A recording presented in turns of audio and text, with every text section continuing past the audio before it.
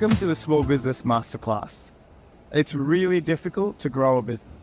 It's even harder to connect to your customers and to deliver what you're promising them.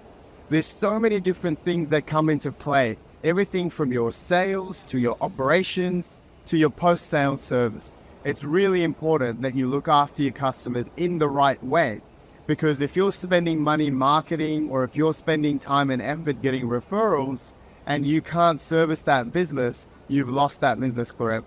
So what we're going to be discussing through this entire series is looking at all the different elements of your business and how you can scale your business. We're particularly going to focus on the B2C and the B2B side of the business. And when I talk about each particular area, we'll make it really clear where all of these different pieces apply. So welcome on board. Very happy that you're here. Watch the videos, and we really hope that this helps you and makes a difference in what you're trying to do. Thank you. Now, in episode 1, let's talk about discoverability. It's really, really important for your business to be discoverable. Well, what do we mean by discoverability? Well, back in the day, it used to be a phone book where people would find your details and give you a call. Well, unfortunately, the world has moved on. So if you're not online, you don't exist. So when we say discoverability, we mean all of your online presence. So having a stunning website, having social media presence, having some outbound conversations that you're putting out to the market so they can understand what it is that you do and how you can help them. So there are a few different elements to discoverability.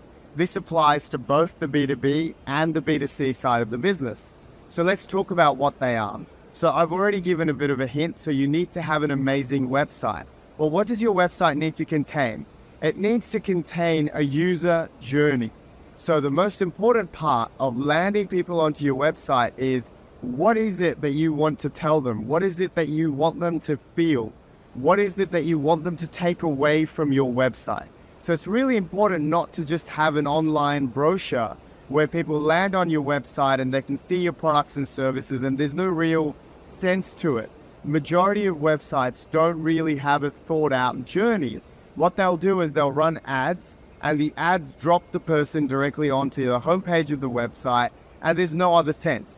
So what you need to do on your homepage is have a clear, well-defined journey in terms of the message that you're trying to get across to the person that's coming onto your website.